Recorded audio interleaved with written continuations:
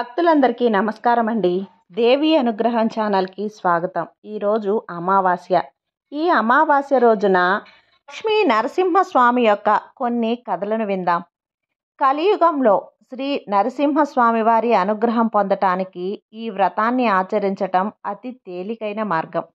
ఈ వ్రతం ఆచరించిన వెంటనే ఎటువంటి కష్టాలైనా తీరిపోతాయి. సాక్షాత్తు శ్రీ నరసింహుడే అనుగ్రహించినటువంటి ఈ వ్రతం ఆచరించడం అతి సులభం. ఈ వ్రతాన్ని ఎవరైనా ఎప్పుడైనా ఆచరించవచ్చు.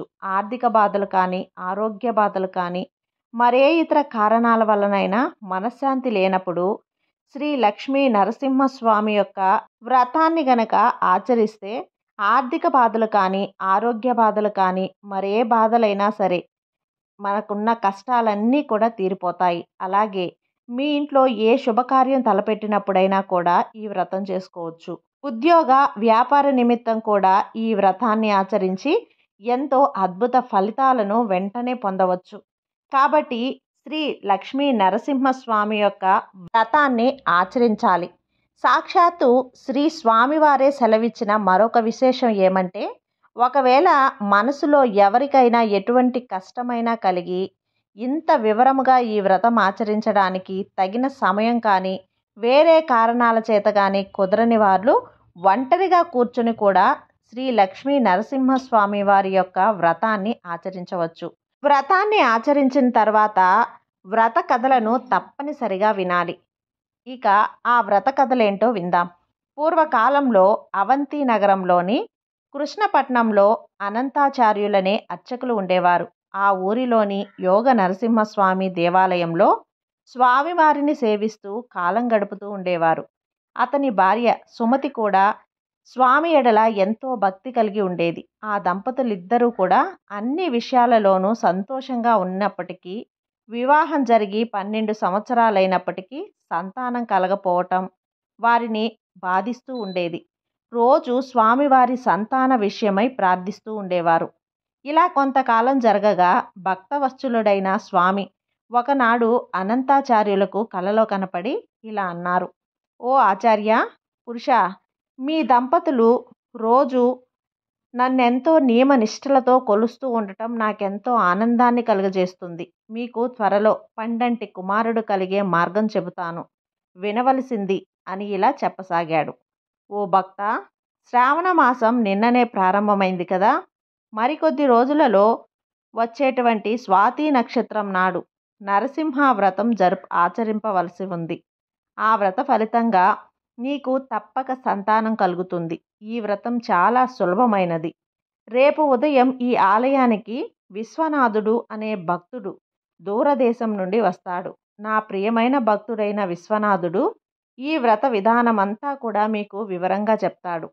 ఆ ప్రకారంగా వ్రతం ఆచరించినచో త్వరలో సంతానం కలుగుతుంది అని చెప్పి అంతర్ధానమయ్యాడు.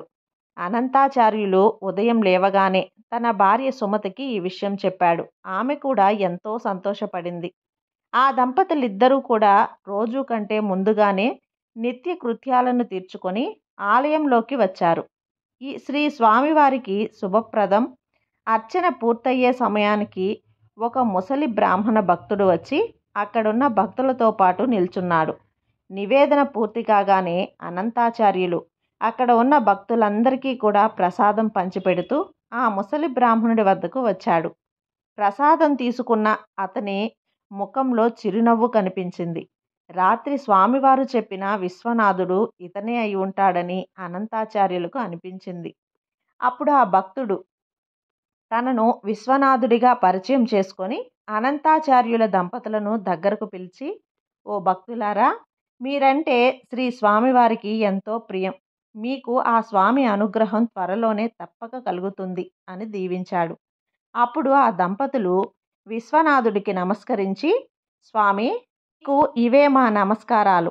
రాత్రి స్వామి కలలో చెప్పిన విశ్వనాథుడనే భక్తుడు మీరేనని గ్రహించాము. మాయందు దయవుంచి శ్రీ నరసింహ వ్రత విధానము వివరంగా చెప్పవలసిందిగా అని అన్నారు. అప్పుడు విశ్వనాథుడు ఆ దంపతులతో, నాయనలారా, తప్పక చెప్తాను. ఇదంతా ఆ స్వామి అనుగ్రహం తప్ప మరొకటి కాదు. శ్రీ నరసింహస్వామి యొక్క అనుగ్రహంతోనే నేను ఈ వ్రత విధానం మీకు చెప్పగలుగుతున్నాను. సావధానంగా వినండి అని శ్రీ నరసింహ వ్రత విధానం ఈ విధంగా చెప్పసాగాడు. ఓ భక్తులారా, శ్రీ నరసింహ వ్రతము అతి మహిమాన్వితమైనది. నియమనిష్టలతో ఈ వ్రతం ఆచరించిన వారికి సర్వ శుభాలు చేకూరుతాయి. ఎటువంటి అనారోగ్యమైనా ఇట్టే మాయమవుతుంది. ఎటువంటి శత్రు భయం కానీ, మానసిక సమస్యలు కానీ, శరీర బాధలు కానీ, గ్రహపీడలు కానీ ఎంతటివైనా సరే ఈ వ్రతం ఆచరించిన వెంటనే తొలగిపోతాయి. ఈ వ్రతం ఆచరించిన వెంటనే సర్వశుభములు కలిగి ధనధాన్యములు లభిస్తాయి. ఈ వ్రతాన్ని ఏ నెలలోనైనా, ఏ రోజైనా, ఏ తిథి వార నక్షత్రాలతో సంబంధం లేకుండా ఆచరించవచ్చు. శ్రీ లక్ష్మీ నరసింహుల వారి పటం ఎదురుగా ఉంచుకొని ముందుగా విఘ్నేశ్వరుణ్ణి పూజించి అటుపై కలశారాధన చేసి శ్రీ స్వామివారికి షోడోపచార పూజ చేయవలెను. ఆ తర్వాత 5 అధ్యాయములను చదువుకోవాలి. చక్కెర కలిపిన గోధుమ రవ్వ కానీ, బొంబాయి రవ్వ కానీ ప్రసాదంగా నివేదించవలెను. దీనితో పాటు పులిహోరను కూడా నివేదించటం శ్రేష్టము. ఈ వ్రతం ముఖ్యంగా మాఘ, వైశాఖ, శ్రావణ, కార్తీక, మార్గశిర మాసములందు కానీ, దశమి, ఏకాదశి, పౌర్ణమి తిథుల యందు కానీ, పూర్వ పాల్గొని, స్వాతి, శ్రవణ నక్షత్రముల యందు కానీ ఆచరించిన మిక్కిలి ఫలదాయకము. ఈ వ్రతము ఏ ఇంట్లో ఆచరిస్తే ఆ కుటుంబ సభ్యులందరికీ కూడా కథలను విన్నవారికి, ప్రసాదము స్వీకరించిన వారికి సకల శుభాలు కలుగును. దేవాలయం నందు ఆచరించినచో ఆ గ్రామముకే కాక చుట్టుపక్కల ఉన్న గ్రామాల ప్రజలందరికీ కూడా శుభప్రదం. చక్కటి వానలు కురిసి పాడి పంటలు సమృద్ధిగా ఉండగలవు. వ్యాపారస్తులకు ఎంతో లాభం చేకూరును. విద్యను అభ్యసించు ఉన్న వారికి మంచి ఉద్యోగము లభించును. కన్యలకి మంచి వరులతో కళ్యాణం కాగలదు. అలాగే స్త్రీలందరూ కూడా కలకాలం సుమంగళీయులుగా ఉండెదరు. ఈ గ్రామంలోని ప్రజలందరికీ కూడా సర్వశుభాలు చేకూరును అని చెప్పాడు. ఈ వ్రతాన్ని మీ దంపతులిద్దరూ వచ్చే స్వాతి నక్షత్రం నాడు ఆచరించి స్వామి అనుగ్రహంతో చక్కటి సంతానాన్ని పొందగలరు అని అన్నాడు. అప్పుడు అనంతాచార్యుల దంపతులు విశ్వనాథునితో, స్వామి, మీరెక్కడి నుంచి వచ్చారో మాకు తెలియదు. వయసులో మాకు తండ్రి వలె ఉన్నారు. దయచేసి స్వాతి నక్షత్రం దాకా మా ఇంటనే ఉండి ఆ రోజు మా చేత శ్రీ స్వామివారి వ్రతమును ఆచరింపజేసి మమ్మల్ని ధన్యులు చేయవలసిందిగా అని ప్రార్థించారు. అప్పుడు ఆ ముసలి బ్రాహ్మణుడు అలాగేనని అంగీకరించాడు. ఈ విధంగా అనంతాచార్యుల దంపతులిద్దరూ కూడా ఎంతో భక్తి శ్రద్ధలతో శ్రీ నరసింహ వ్రతం ఆచరించి స్వామి అనుగ్రహంతో చక్కటి కుమారుణ్ణి పొందారు. ఆ దంపతులిద్దరూ కలకాలం స్వామిని సేవించి సుఖ సంతోషాలతో జీవించి చివరన ముక్తిని పొందారు.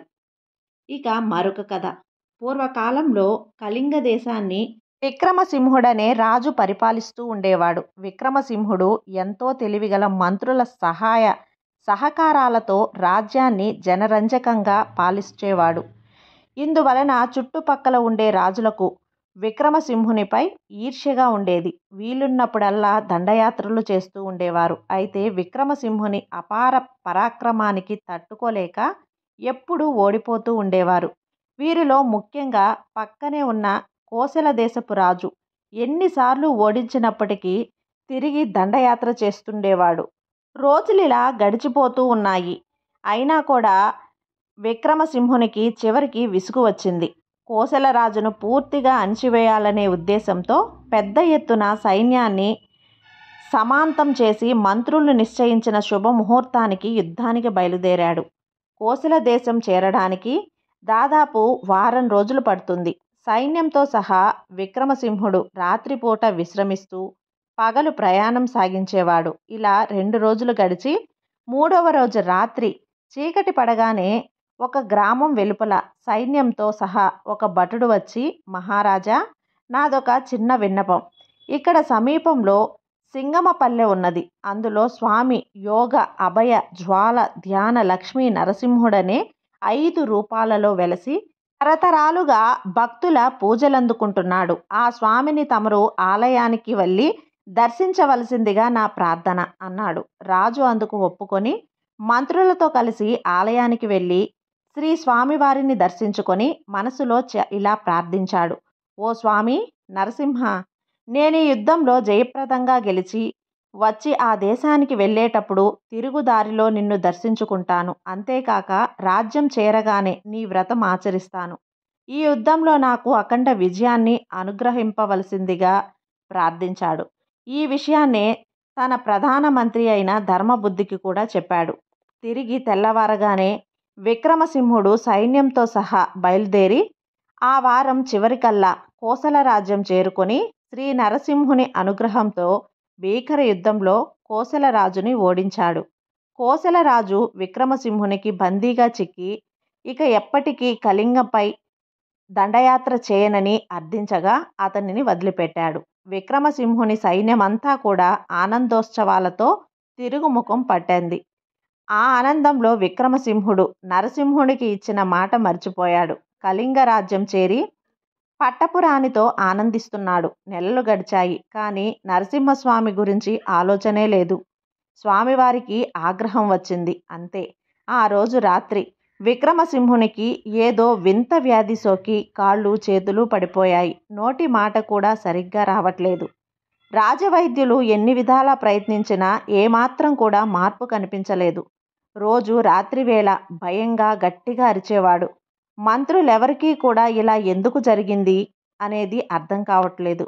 ఒకనాటి రాత్రి ప్రధానమంత్రి ధర్మబుద్ధి కలలో 5 సింహాలు భయంకరంగా అరుస్తూ కనపడ్డాయి. ఈ కళ ఆంతర్యం ఏమై ఉంటుందా అని తలుస్తూ ఉండగా మంత్రికి రాజు కోసల దేశంపై యుద్ధానికి వెళ్ళినప్పుడు దారిలో నరసింహస్వామి దర్శనం చేసుకోవటము, స్వామివారి వ్రతం ఆచరిస్తానని అనటము గుర్తుకు వచ్చింది.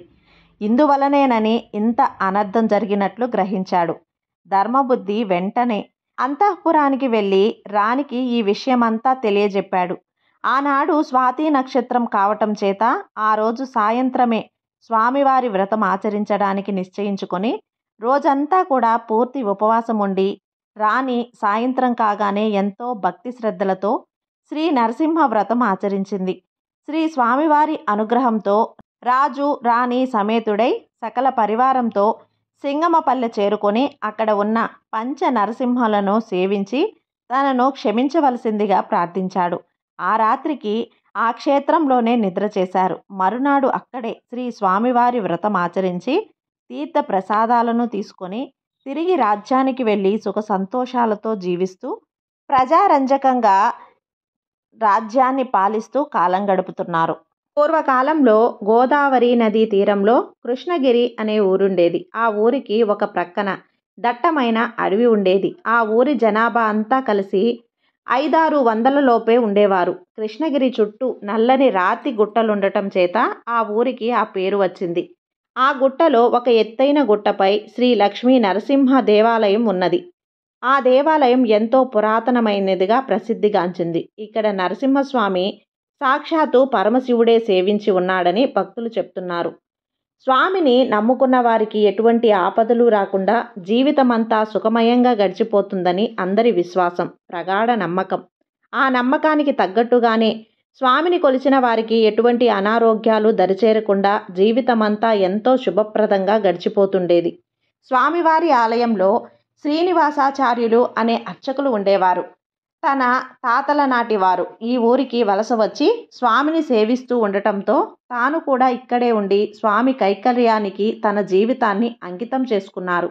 రోజు ఆలయానికి వచ్చే భక్తుల చేత అర్చనాది పూజలను నిర్వహిస్తూ స్వామికి నిత్య ధూప దీప నైవేద్యాలను అత్యంత నియమ నిష్టలతో జరుపుతూ ఉండేవాడు. శ్రీనివాసాచార్యుల వారి భార్య సుగుణవతి కూడా ఉదయాన్నే లేచి పువ్వులు కోసి స్వామి సేవలో తన కూడా పాల్గొనేది. ఈ దంపతులకు 2 కుమార్తెలు, శ్రీలక్ష్మి, జయలక్ష్మి. ఇద్దరు ఎంతో బుద్ధిమంతులు. కొంతకాలానికి శ్రీలక్ష్మికి యుక్త వయసు వచ్చి తండ్రి వివాహ ప్రయత్నం ప్రారంభించాడు. తనకు తెలిసిన వారికి తన కుమార్తె వివాహానికి ఉందని, యోగ్యులైన వరులు ఎవరైనా ఉంటే చెప్పవలసిందిగా విన్నవించుకున్నాడు. ప్రతిరోజు ఉదయం సుప్రభాత సమయంలో శ్రీ లక్ష్మీ నరసింహులను కుమార్తెకు మంచి వరునితో వివాహం నిశ్చయించాలని ప్రార్థించేవాడు. తనను నమ్మిన వారిని సమస్త భాగ్యాలను ప్రసాదించే నరసింహునికి ఆచార్యుల వారిపై కరుణ కలిగింది. ఇంతలో ఆ ఊరికి 15 మైళ్ళ దూరంలో గల రామగిరి శ్రీరామాలయంలో స్వామివారి కళ్యాణ మహోత్సవానికి శ్రీనివాసాచార్యులకు ఆహ్వానం వచ్చింది. శ్రీనివాసాచార్యులు సతీ సమేతంగా బయలుదేరి కుమార్తెలను కూడా తన వెంట తీసుకుని వెళ్ళి 4 రోజులు అక్కడే ఉండి స్వామి కళ్యాణ ఉత్సవాల్లో పాల్గొని శ్రీ సీతారామచంద్రులను సేవించుకున్నారు. అక్కడకు వచ్చిన బ్రాహ్మణులతో ఒకరికి వెంకటానాథుడనే కుమారుడు వివాహమాడడానికి కలడని తెలిసింది. శ్రీ నరసింహుని అనుగ్రహంతో శ్రీలక్ష్మి వెంకటనాథుల జాతకాలు అద్భుతంగా కలవటం జరిగింది. ఇద్దరి కుటుంబాలకు ఎంతో సంతోషం కలిగి వివాహం నిశ్చయమైంది. మంచి ముహూర్తం చూసుకొని నిశ్చయ తాంబూలాలు తీసుకోవటానికి ఇరు కుటుంబాల వారు నిర్ణయించుకొని శ్రీనివాసాచార్యులు కృష్ణగిరి తిరిగి వెళ్ళాడు. 2 నెలల తర్వాత ఒక సుముహూర్తం నాడు కుమార్తె నిశ్చయ తాంబూలాలకై శ్రీనివాసాచార్యుల దంపతులు బంధుమిత్రులు వెంటరాగా కృష్ణగిరి నుంచి అడవి మార్గం ద్వారా రామగిరి బయలుదేరారు. ఎడ్లబండలో కబుర్లు చెప్పుకుంటూ ఆ కుటుంబాలు సగం దూరం చేరుకునేలోపే ఒక్కసారిగా ఎక్కడి నుంచి వచ్చిందో కానీ ఒక దొంగల గుంపు వీరిపై పడింది. ఆ దొంగలను చూసేసరికి అందరూ ఎంతో భయపడ్డారు. తమ కుమార్తె వివాహ నిశ్చయ తాంబూలానికై వెళ్తున్నామని తనను విడిచిపెట్టమని శ్రీనివాసాచార్య దంపతులు ఆ దొంగలను ఎంతో ప్రాధేయపడ్డారు. కానీ లాభం లేకపోయింది. దొంగలు ఎంతో క్రూరంగా ఉండి వీరి సర్వస్వము దోచుకోసాగారు. అప్పుడు శ్రీనివాసాచార్యులు ఇక చేసేది లేక మనసులో తాను నమ్ముకున్న నరసింహుణ్ణి తలుచుకున్నాడు. స్వామి ఆపద్బాంధవా, ఈ అడవిలో మాకు నీవు తప్ప అన్యదా శరణం నాస్తి, నీవే మమ్మల్ని రక్షించవలసిందిగా అని ప్రార్థించాడు. అంతే, ఒక్కసారిగా పక్కన ఉన్న పొదల నుంచి మెరుపు వేగంతో ఒక సింహం ఆ దొంగలపై దూకింది. సింహాన్ని చూసిన దొంగలతో పాటు శ్రీనివాసాచార్యుల కుటుంబాలకు కూడా ఒక్క క్షణం భయం కలిగింది. కానీ విచిత్రంగా ఆ సింహం దొంగలను తప్ప శ్రీనివాసాచార్యుల కుటుంబాల జోలికి రాలేదు. అంతలోనే మరొక అద్భుతం. సింహాన్ని చూస్తే సాధారణంగా బెదిరిపోయే ఎద్దులు కూడా ఏమాత్రం బెదరకుండా నిల్చుని ఉన్నాయి. సింహం అంతగా గర్జిస్తున్నప్పటికీ ఎద్దులలో ఏమాత్రం భయం కనిపించలేదు. సింహం ఉనికి లేనట్లుగానే ఉన్నాయి. ఒక్క క్షణంలో ఆ సింహం ఉగ్రరూపంతో దొంగలనందరినీ మట్టుపెట్టి ఒక్క దూకున పొదల్లోకి దూకి మాయమైపోయింది. అప్పుడు శ్రీనివాసాచార్యులకు వారి బంధువులకు సింహం రూపంలో వచ్చింది సాక్షాత్తు ఆ నరసింహుడే అని అర్థమైంది. తనను రక్షించడానికి వచ్చిన ఆ స్వామిని అందరూ అనేక స్తోత్రాలతో స్తుతించారు. తమ ప్రయాణం సాగించి నిశ్చయ తాంబూలాలను ఘనంగా నిర్వహించుకున్నారు. ఆ తర్వాత కొంతకాలానికి ఒకానొక శుభముహూర్తాన వెంకటనాథుడికి శ్రీలక్ష్మికి వైభవంగా వివాహం జరిగింది. ఆ దంపతులిద్దరూ కూడా శ్రీ లక్ష్మీ నరసింహులను సేవిస్తూ కలకాలం సుఖ సంతోషాలతో జీవించారు. ఇక పూర్వకాలంలో కళింగ దేశంలో నరసింహాపురం అనే పట్టణం ఉండేది. పేరుకు పట్టణమే అయినా చూడటానికి విశాలమైన పల్లెలా ఉండేది. ప్రజలందరూ కూడా సుఖ సౌఖ్యాలతో ఉండేవారు. ఆ పట్టణంలో పురాతన కాలం నుండి శ్రీ లక్ష్మీ నరసింహ ఆలయం ఉండేది. ఇక్కడ ఉన్న స్వామి అమ్మవార్ల విగ్రహాలకు ఒక ప్రత్యేకత ఉండేది. భక్తులు ఎటు నుంచి చూస్తే శ్రీ లక్ష్మీ నరసింహులు అటువైపు చూస్తున్నట్లు కనిపించేది. ఎడమ పక్కన ఉంటే ఎడమవైపు చూస్తున్నట్లు, కుడి పక్కన నుంచి ఉంటే కుడివైపు చూస్తున్నట్లు ఉండేది. ఇక్కడ స్వామి ఎంతో మహిమాన్వితుడుగా కోరిన కోరికలు తీర్చే కామధేనువుగా పేరు పొందాడు. ఇక్కడ స్వామి ఎంతో మహిమాన్వితుడుగా కోరిన కోరికలు తీర్చడానికి సాక్షాత్తు ఆ పరమేశ్వరుడే ప్రతిష్ఠించినట్లు ఉన్నాడు. ఇక్కడ రోజు రాత్రివేళ దేవతలందరూ స్వామిని సేవిస్తూ ఉంటారని భక్తుల నమ్మకం. రోజు ఎందరో భక్తులు చుట్టుపక్కల గ్రామాల వారే కాకుండా ఎంతో దూరం ప్రదేశాల నుండి వచ్చి స్వామిని సేవించుకునేవారు. వారిచ్చే కట్న కానుకలతో దేవాలయం ఎంతో అభివృద్ధి చెందింది. భక్తులు స్వామికి సమర్పించిన దాదాపు 50 ఎకరాల భూమి ఉండేది. తరతరాలుగా ఎంతోమంది భక్తులు సేవించిన ఎన్నో విలువైన ఆభరణాలు ఉండేవి. ఆ ఆభరణాలను స్వామికి ప్రత్యేక ఉత్సవాల్లో అలంకరించేవారు. ఆలయ ధర్మకర్త రామయ్య స్వామికే తన జీవితాన్ని అంకితం చేసి తన స్వంత ఖర్చులతో ఎన్నో కైంకర్యాలు గావించాడు. ఆ ఊరిలోని ప్రముఖ భక్తులలో చలమయ్య ఒకడు. చలమయ్య ఎంతో ఆస్తిపరుడు అయినా పరమ పిసినారి. ఎన్నో కల్తీ వ్యాపారాలు చేసి అన్యాయంగా సొమ్ము గడించాడు. కొంతకాలానికి ఇతని చూపు ఊరి దేవాలయంపై పడింది. అదును చూసుకొని ఎలాగైనా దేవాలయంపై అధికారం చేజిక్కించుకోవాలని అనుకున్నాడు. కొంతకాలానికి తన పలుకుబడంతా ఉపయోగించి ఎంతో సన్మార్గుడైన రామయ్యను ధర్మకర్తల మండలి అధ్యక్ష పదవి నుంచి తొలగించి తాను పదవిని ఆక్రమించాడు. వారానికి ఒకసారి ఆలయానికి వచ్చి ఆ వారంలో భక్తుల నుంచి ఎన్ని కట్నకానుకలు వచ్చినది అర్చకులను అడిగి తెలుసుకునేవాడు. ప్రతి నెల హుండీ తెరిపించి భక్తులు సమర్పించే కానుకలు తన మనుషులచే లెక్కింప చేసేవాడు.